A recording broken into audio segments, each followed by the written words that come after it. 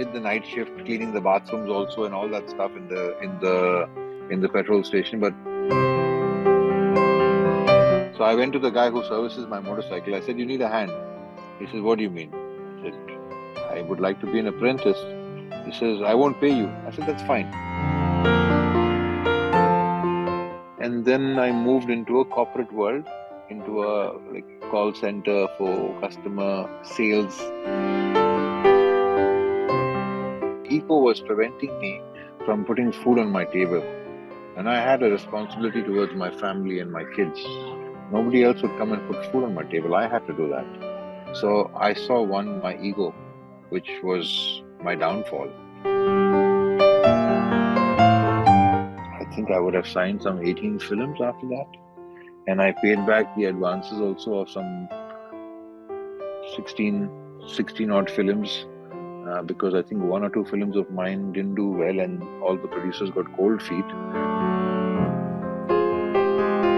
What could come out of Minnale 2 if he had done now with Maddie and me?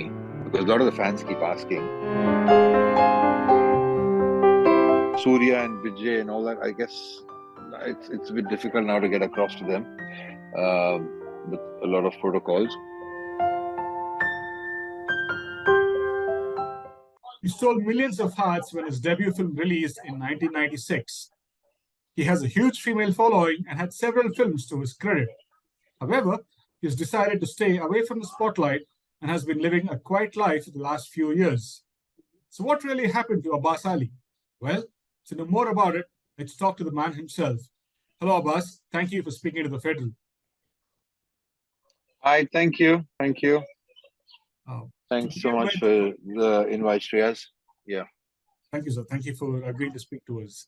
So first and foremost, how are you and where have you been all these years? I've been trying to lead a normal life. And so I just wanted to see how it is to lead a normal life.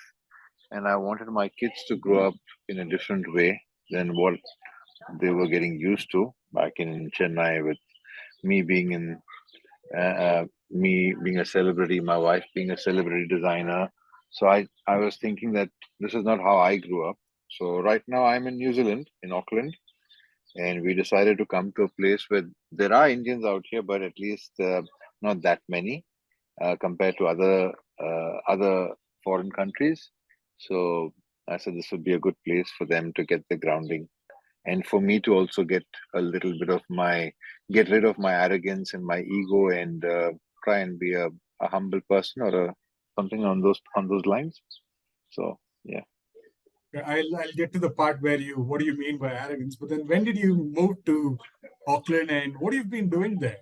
Okay, I moved to Auckland. I was shooting for actually Ramanujan, the film in London in UK in 2013. So when I was shooting there, my hotel was next to a motorcycle mechanic shop and a Triumph showroom. So I made friends there, and I told my wife, I said, let's get the kids to study in UK, in Cambridge, and I can take up a job in the motorcycle mechanic thing because I love motorcycles. And that was the plan. And then 1 month later, I came for my cousin's wedding to New Zealand. This was like a bigger version of Cambridge. It reminded me of Bangalore, and there were no potholes. I said, sorry, I can bring my motorcycle also here. There's no potholes like in India on the road. So I moved here in 2014. After winding up everything out of the blue in Chennai, I just closed my businesses, sold my properties, everything, and we just moved here because not knowing what we're going to do, I just fell in love with the place. This is like, I just fell in love with it, as if my soul was calling me to come here. So that's why I moved to New Zealand. And then I was doing, when I came here, I didn't know what I was going to do. We started our business, but my wife did not want to carry on her designing business because she was burnt out. So I said, okay, let's do something which we've not done. So I landed up doing everything in India which should be a taboo. Like I worked in a petrol station for 10 days, but then I said, no, that's not productive. I can't last here long. It's not something which will keep me going. So I did the night shift, cleaning the bathrooms also and all that stuff in the petrol station. But within 10 days, I said, nah, this is not something I can carry on doing. No disrespect for the job. I enjoyed whatever I did. Then I went into doing into constructions, into insulations, because houses, unlike in India, which is cemented, here you've got a lot of wood houses, and between the wood they have to put some insulation. So I was dealing with insulation with an insulation company. So I used to commercially go and do retirement houses and normal houses. I used to go and do installations. I'd never done, so it was a new thing learning. Then I became a motorcycle mechanic after doing this installation for a year. Because I didn't want to study and learn about engineering and mechanical engineering. So I said I'm more a hands-on person. So I went to the guy who services my motorcycle. I said, "You need a hand." He says, "What do you mean?" I said, "I would like to be an apprentice." He says, "I won't pay you." I said, "That's fine." He said, "You're an Indian." I said, "Yeah." "You don't want money?" I said, "Yeah." He said, "Are you sure you're an Indian?" I said, "Yeah." He says, "You're an Indian who doesn't want money." He said, "Okay, I'll never find this. Come and work for me from tomorrow." So that's how I started to learn about motorcycles. And within 1 month of my working, he liked my ethics and he put me on the payroll. So I was a motorcycle apprentice for like 6 to 8 months, learned a lot from him. And then I moved into a corporate world, into a like call center for customer sales agent, then in a company which sells power. And I've been in that company now for the last 6.5 years, but I've been jumping different roles. Now I'm an analyst out there where I do quality assurance and I coach uh, agents who are customer facing how to speak to customers and make that connect. And that's been my story so far. But yeah, I mean, I'm kind of I don't know. I'm toying with the idea of something else. Uh, so I don't know what that is, but whether it's coming back to cinema or whether it's going to start cinema out here or doing a different job, I don't know. I'm going through a different um, a shift in me, which I've still not seen the clarity yet, but hopefully I will. So Abbas, a that's couple of questions here. Now, when we mm, started the interview, you said you moved there so that you can actually tone down a little bit of your arrogance and little bit of your arrogance.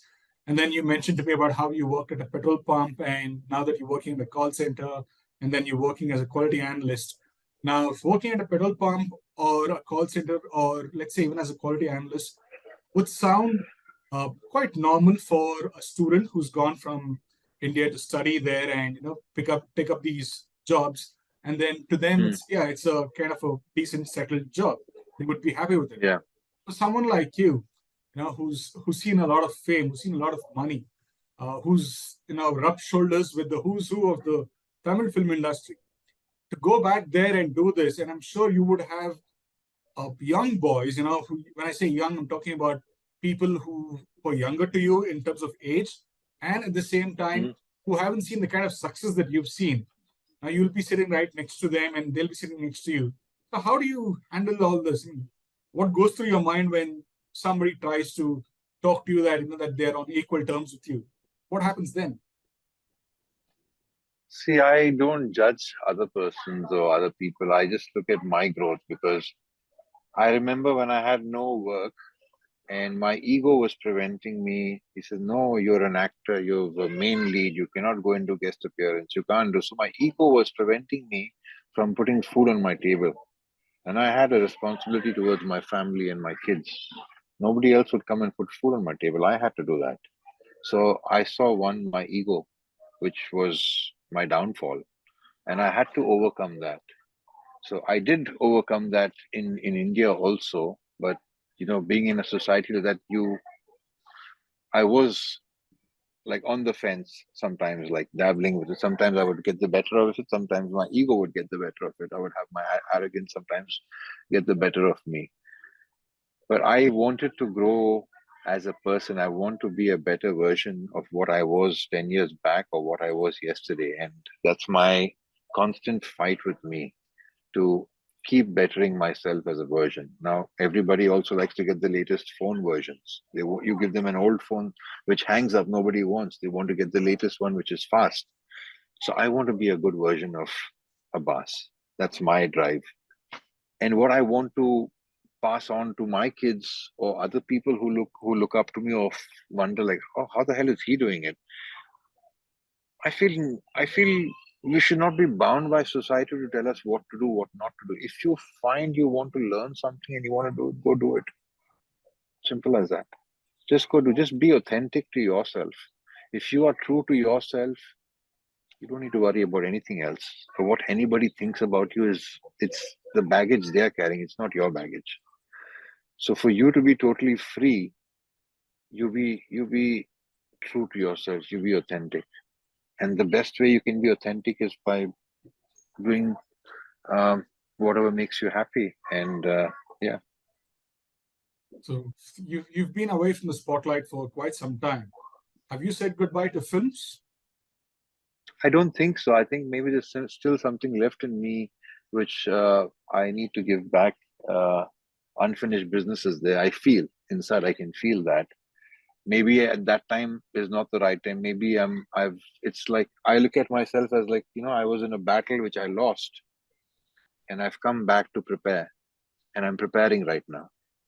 Preparing mentally, preparing physically.